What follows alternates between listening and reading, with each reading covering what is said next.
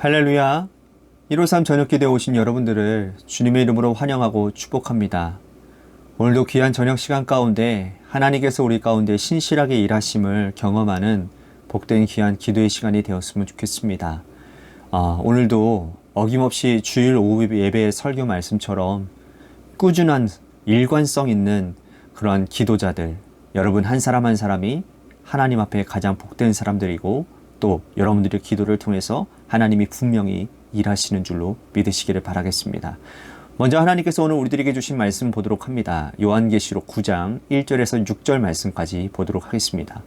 요한계시록 9장 1절에서 6절 말씀입니다. 우리 같이 한 목소리로 다 함께 봉독하도록 하겠습니다.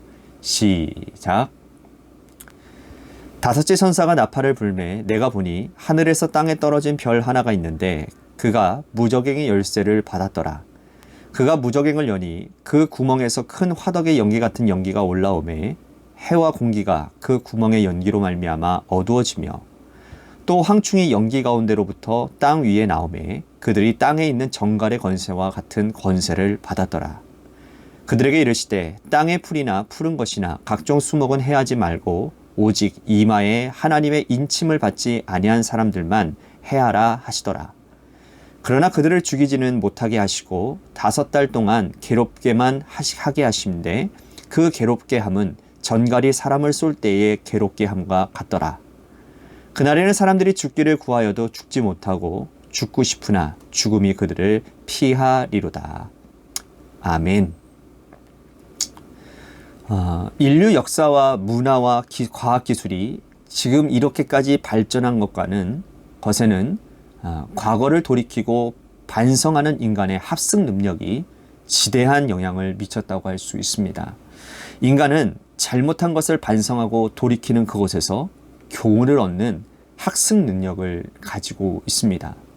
누구나 과거에 잘못한 것들은 있을 수 있지만 그 과거의 잘못에서 돌이켜 그 잘못을 돌아보고 이제는 다시는 그러한 잘못을 반복하지 않겠다고 결심하고 새로운 인생을 살아가는 것이 바로 정상적인 사람이지요. 학생들이 학교에서 시험을 보면 누구나 다 100점을 맞을 수는 없습니다. 어떤 이는 50점, 어떤 이는 70점, 어떤 이는 80점, 그 이하로 맞는 일들도 있겠지요. 그러나 정말 정직한 학생, 열심을 다해 공부하는 학생은 내가 어디에서 틀렸는지, 무엇을 잘 몰랐는지를 어렴풋이 알고 있었던 것은 무엇인지를 돌이켜서 다음번 시험을 봤을 때는 다시는 똑같은 문제에서 틀리지 않는 학생이 제대로 공부하는 학생이라고 할 수 있습니다. 그렇게 반성하고 돌이켜야 성적이 나아지고 결국은 입시에서 성공할 수 있는 것이죠. 자, 우리가 잘 아는 여러분 에디슨 아시죠? 이 에디슨은 엄청난 실패를 경험한 사람이었습니다. 그런데 그가 자신의 실패를 단 한 번도 실패라고 생각하거나 입 밖으로 낸 적이 없다라는 겁니다. 왜냐하면 그것은 성공을 향해 나아가는 한 걸음, 한 계단이었기 때문이라는 거죠. 그가 이렇게 자신 있게 자신의 실패를 실패라고 말하지 않았던 이유는 한 번 실패한 것을 2번 다시 반복하지 않았기 때문이라는 겁니다. 이러한 시도를 해서 잘못되었다면 그 다음에는 똑같은 시도를 하지 않는 겁니다. 다른 방법으로 해보는 거예요. 그래서 그는 수많은 발명품을 발견한 위대한 과학자가 될 수 있었다는 겁니다. 어리석은 사람은요, 실패에도 교훈을 얻지 못하는 똑같은 실패를 계속 반복하고 있습니다. 영적으로 말하자면 회개하지 않는 사람들입니다. 사단은 집요하게 우리의 약점을 파고들고 물고 늘어집니다. 우리가 어디에서 연약한지, 무엇 때문에 잘못되어졌는지 반성하고 회개하지 아니하면 사단은 계속해서 똑같은 문제를 가지고 들어올 것입니다. 물질의 문제에 약한 사람, 그 물질의 문제에 한번 걸려 넘어진 사람은 그 물질 가운데서 돌이켜야 되는 겁니다. 나는 물질의 문제에서 약하기 때문에 다시는 이 문제에 걸려 넘어지지 않겠다 회개해야 되는 것이죠. 그러나 제대로 회개하지 않는다면 사단은 2번, 3번 똑같은 문제로 시험에 들게 할 것이고 그래서 다시는 그 문제에서 빠져나오지 못하게 해서 그 사람의 인생을 망가뜨려 버린다는 것입니다. 오늘 우리가 읽은 본문 말씀에도 어리석은 사람들이 회개하지 않는 모습을 보여주고 있습니다. 7번째 인을 떼실 때 일어났던 심판들이 지나가요. 이제는 7 나팔의 심판이 시작이 됩니다. 계시록 8장에는 7 나팔 심판 가운데 첫 번째 나팔에서 네 번째 나팔 심판까지 보여주고 있는데요. 자, 오늘 읽은 우리 9장의 말씀에는 5번째 나팔과 6번째 나팔을 부를 때 일어나는 심판을 보여주고 있습니다. 이 심판들을 여러분들이 계속 쭉 집에 가서 오늘 여러분들이 다시 한번 봐보시면 굉장히 무시무시하고 엄청난 심판이라는 것을 우리들이 알 수 있습니다. 먼저 5번째 나팔이 불 때 일어났던 심판, 우리들이 보았던 심판이지요. 자, 3절에서 5절 말씀 다시 한번 보도록 하겠습니다. 또 황충이 연기 가운데로 땅 위에 나오매 그들이 땅에 있는 전갈의 권세와 같은 권세를 받았더라. 그들에게 이르시되 땅의 풀이나 푸른 것이나 각종 수목은 해하지 말고 오직 이마에 하나님의 인치심을 받지 아니한 사람들만 해하라 하시더라. 그러나 그들을 죽이지 못하게 하시고 5달 동안 괴롭게만 하게 하시는데 그 괴롭게 함은 전갈이 사람을 쏠 때의 괴롭게 함과 같더라. 자, 이전의 심판들은 자연계, 각종 수목이 임한 심판이었어요. 하지만 5번째 천사가 나팔을 불 때에는 여러분 사람에 대한 직접적인 심판이 일어난다라는 거예요.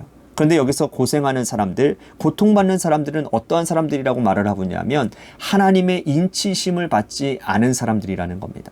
즉 예수 그리스도의 이름으로 인해서 구원받지 않은 사람, 아직까지 회개하지 않고 하나님의 자녀로 인침을 받지 못한 사람들은 고통을 받게 된다는 거예요. 그들이 받는 고통은 전갈이 사람을 쏠 때의 그 겪는 고통과 같다라고 말을 합니다. 그런데 그 고통받는 사람들이 너무나도 괴로운데 죽고 싶은데 죽을 수도 없다라는 거예요. 자, 6절 말씀 보십시오. 그날에 사람들이 죽기를 구하여도 죽지 못하고 죽고 싶으나 죽음이 그들을 피하리로다. 자, 여러분 이 장면이 어디 오버랩이 됩니까? 저는 지옥이 생각나는 거예요. 여러분 지옥 가면 영원한 생명으로 이어집니다. 지옥불이 너무나도 고통스럽고 뜨거워도 이제 곧 그만하고 싶고 이제는 죽고 싶은데도 죽을 수가 없는 거죠. 영원히 살아서 지옥불에서 고통받고 있는 그 고통을 이 땅에서도 경험하게 될 것이라는 거예요. 무섭지 않습니까? 정갈이 사람을 쏠 때의 고통 겪어보지 않아서 우리들이 뭐라고 말할 수는 없지만 여러분 생각을 해보십시오. 그 쐐기라고 하는 해충 아시죠? 그 애벌레처럼 생긴 그 기다란 털같이 생긴 그 쐐기가 한번 쏘여본 적이 있으십니까? 저 한번 쏘여봤는데요. 너무나도 아팠어요. 진짜 와 정말 상상을 초월하는 아픔입니다. 그런데 여러분 그 쐐기보다도 정갈에 쏘인다라는 거예요. 얼마나 고통스럽겠습니까? 예를 들어 사람들이요 정갈에 쏘는 듯한 그 고통에서 해방되고 싶어서 죽고 싶은데도 죽을 수 없다고 하잖아요. 여러분 이 고통이 5번째 천사가 나팔을 불 때 일어나는 고통이라는 겁니다. 자, 여러분 근데 아시죠? 여기서 그치는 게 아니라는 거예요. 6번째 천사가 나팔을 붑니다. 자, 13절에서 15절 말씀 우리들이 보지는 않았지만 우리 함께 보도록 하겠습니다. 6번째 천사가 나팔을 불매 내가 들으니 하나님 앞 금제단 넷불에서 한 음성이 나서 나팔 가진 여섯째 천사가 말하기를 큰 강 유브라데에 결박한 네 천사를 놓아주라 하매 네 천사가 놓였으니 그들은 그년 월 일시에 이르러 사람 3분의 1을 죽이기로 준비한 자들이더라. 섬뜩하지 않습니까, 여러분? 굉장히 무섭지 않아요? 유브라데 강은요 로마의 접경입니다. 그러니까 유브라데 강 건너편에는 페르시아의 후손들인 파르티아 제국이 건설되어 있습니다. 그들은 기마병력으로 유명한 사람들이에요. 유브라데 강에 네 천사를 놓였습니다. 이 말은 이제 유브라데 강을 넘어서서 파르티아 제국의 말을 탄 군인들이 건너와서 전쟁을 일으킬 거라는 예언인 것이죠. 자, 로마인들은요 전 세계를 제패할 만큼 강한 군대를 가지고 있었어요. 하지만 그들이 유독 두려워하고 겁을 내었던 나라가 어디냐? 바로 이 파르티아 제국입니다. 말을 탄 기병을 가진 이 나라였다라는 거예요. 그 전쟁으로 인해서 자 어떤 재앙이 일어나는가? 18절 말씀 보십시오. 이 세 재앙 곧 자기들의 입에서 나오는 불과 연기와 유황으로 말미암아 사람 3분의 1이 죽임을 당하니라. 자, 이 재앙으로 인해서 사람의 3분의 1이 죽임을 당하게 된다는 겁니다. 엄청난 재앙이지요. 로마 제국이 어떤 제국입니까? 그 그 위대한 제국이, 그 크고 강력하고 강한 제국의 3분의 1이 죽임을 당하는 일이 벌어지게 된다는 겁니다. 자, 예사롭지 않은 일 아닙니까? 자, 이런 일이 있다면 어떻게 되는 겁니까? 돌이켜 회개해야 되는 거잖아요. 하나님의 인치심을 받지 않은 자들, 예수 그리스도의 말씀의 능력으로 구원받지 못한 자들, 하나님께서 그토록 오랫동안 기다리고 돌아오라고 하셨지만 아직 돌아오지 않는 자들이 정가를 무는 듯한 고통을 당하고 전쟁으로 인해서 3분의 1을 죽임을 당하는 그 고통을 겪게 된다는 거예요. 이제는 돌이켜 회개해야 정상 아닙니까? 그런데 그들은 여전히 회개하지 않는다라는 거예요. 여전히 돌아오지 않습니다. 그들의 악행을 성경은 이렇게 고발하고 있습니다. 20절, 21절 말씀 보십시오. 이 재앙에 죽지 않고 남은 사람들은 손으로 행한 일을 회개하지 아니하고 오히려 여러 귀신과 또 보거나 듣거나 다니거나 하지 못하는 금, 은, 동과 목석의 우상에게 절하고 또 그 살인과 복술과 음행과 도둑질을 회개하지 아니하였더라 라고 말씀을 합니다. 이 재앙에 죽지 않고 살아남은 사람들은 당연히 회개해야 정상인 거죠. 그런데 회개하지 않을 뿐더러 여전히 우상 숭배를 하고 있다는 겁니다. 여러분, 이해가 되십니까? 우리로서는 도저히 이해가 안 되잖아요. 도대체 이들은 왜 이런가? 도대체 왜 이들은 회개하지 않는가? 라는 의구심이 들 수밖에 없는 겁니다. 자, 그런데 여러분, 여기서 우리가 깨닫는 중요한 진리 하나가 있는데 그게 뭔지 아십니까? 여러분, 회개는요, 누구나 할 수 있는 일이 아니라는 겁니다. 하나님께서 회개의 영을 부어주셔야, 하나님께서 그 마음을 움직여 주셔야, 하나님께서 그 마음에 성령의 기름을 부어주셔야 회개할 수 있다는 겁니다.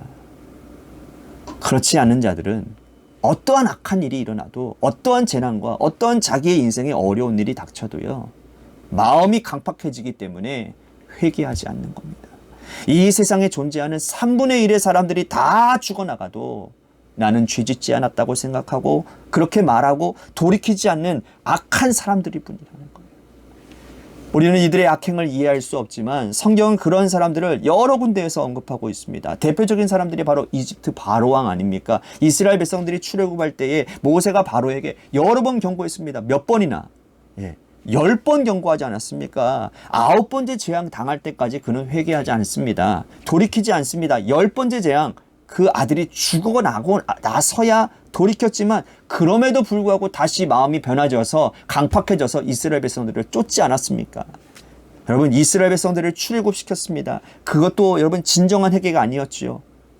군대를 보내지 않습니까? 여러분, 진정한 회개를 하지 않은 것이죠. 제대로 회개를 하지 아니하는 자들, 하나님은 그들을 제대로 심판하신다는 겁니다. 이집트의 군대가 홍해에 빠져서 다 몰살당하게 되는 일이 일어나지 않습니까? 결국은 회개하지 아니하는 자들, 하나님은 하나님의 능력의 손길로 그들을 완전히 심판하신다는 겁니다. 여러분, 하나님은 오늘 우리들에게 계속적으로요, 회개할 기회를 주십니다. 하루하루 지나고 나서 잠자리에 누워서 잠들기 전, 여러분, 오늘 우리들의 삶을 한번 추적해 보십시오. 어떤 일이 일어났는지, 내가 무슨 일을 했는지, 오늘 새벽부터 시작해서 오늘 저녁까지 여러분, 우리들의 삶을 한번 쭉 살펴보시기를 바랍니다. 하나님의 말씀 앞에서 제대로 반응하셨습니까? 하나님의 말씀 앞에서 찔림이 있는데도 불구하고 여전히 돌이키지 아니하고 계속 그러한 삶을 사는 거예요. 그러니까 우리가 얼마나 하나님의 말씀을 무시하는지 모르는 겁니다. 들을 때는 아멘하고 들을 때는 그런 것 같은데, 근데 실상 우리들의 삶에서 그걸 돌이키지 않는 건 뭡니까? 우리 주일날 말씀처럼 하나님 말씀 앞에서 진짜 전능하신 하나님, 그 위대하신 하나님의 말씀이 살아계셔서 역사하시는 그 하나님의 말씀 앞에서 우리들이 경외함으로 무릎 꿇고 눈물을 흘리며 참회하며 주님 앞에 나아가야 되는데도 불구하고 그저 하나님의 말씀을 경히 여기는 겁니다. 그저 사람의 말로 들려지기 때문에 그냥 그렇게 안 지켜도 된다라고 생각하는 것이죠. 여러분, 기억하십시오. 큰 코 다칩니다. 하나님이 기회를 많이 허락하십니다. 하나님은 자비로우시고 긍휼이 많으신 분이십니다. 그러나 오늘 말씀 보십시오. 하나님께서 작정하시면 굉장히 무서운 심판이, 무서운 일들이 우리 가운데 일어날 수 있다라는 겁니다. 혹여나 예수 믿는다고 하면서도 아직 우리들이 돌이키지 아니하는 여러분들의 삶에 어떤 영역은 절대로 하나님 앞에서 돌이키지 않는 영역들이 분명히 있을 겁니다. 그것이 쓴뿌리가 되어져서 그것을 끄집어내기가 너무나도 두렵고 힘이 들어서 그냥 포기해버리는 그런 상황 가운데 놓여있지는 않습니까? 그래서 계속 그것 때문에 반복적인 죄를 지음으로 인해서 하나님의 일하실 수 없는 일들이 여러분들 가운데 일어나고 있지는 않습니까? 기억하십시오. 돌이키지 않고 회개하지 않는 자들에게는 미래가 없습니다. 미래가 없는 거예요. 그런데도 불구하고 하나님, 이게 복음이에요. 뭐냐? 여전히 우리가 회개할 시간을 하나님은 허락하고 계시고, 그리고 돌이키기만 하면 그님 주님께서 회복시켜 주신다라는 겁니다. 사랑하는 성도 여러분, 오늘 이 시간이 하나님의 사랑의 손길이라고 저는 생각을 합니다.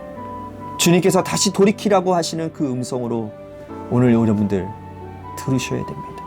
그리고 오늘 이 저녁 시간에 우리가 하나님께로 돌아설 수 있는 귀한 회복의 축복의 역사들이 일어나는 저녁 시간이 되기를 간절히 소원하겠습니다. 또 한 가지 우리가 같이 기도할 것은 교회를 위해서 기도합니다. 재개발 가운데 놓여져 있는 주님의 교회가 영적으로 건강한 교회로 다시 세워지게 하여 주시고, 또 재개발 모든 과정 가운데서 돕는 자들의 손길을 또 필요를 따라 채워주시는 하나님의 놀라운 은혜를 하나하나 경험하는, 그래서 이 모든 과정들이 하나님의 은혜였음을 선포하는 그러한 간증의 일이 일어나는 그러한 귀한 기회가 되도록 인도해 주시옵소서. 또한 우리 홍정열 지사님을 위해서 기도해 주시고, 우리 고3 수험생인 이도윤 학생과 한유진 학생을 위해서도 기도해 주시기를 바랍니다. 마지막으로 여러분들의 삶의 자리와 여러분들의 자녀들을 위해서 지금 기도하시다가 돌아가시기를 바랍니다. 여러분, 꼭 부탁드릴 것은 어떤 다른 환경에 연연하지 마시고요. 이 시간 여러분들의 지금 기도하는 그 자리 가운데서 하나님만 바라보시고 하나님 앞에서 진실되게 기도하십시오. 자꾸 어떤 인터넷 이거 영상 보면서 숫자가 줄어들었으니까 나도 이제 그만해야지. 하나님이 보십니다. 사람은 못 보지만 하나님은 보고 계십니다. 그 중심을 보시는 주님을 바라보며 진실하게 기도의 자리로 나아가시기를 바라겠습니다. 여러분들의 그 기도가 하늘에 분명히 상달되어지고 응답되어질 줄로 믿습니다. 우리 같이 노래 끝날 때까지 함께 하나님 앞에 기도하며 나아가도록 하겠습니다. 기도하시겠습니다.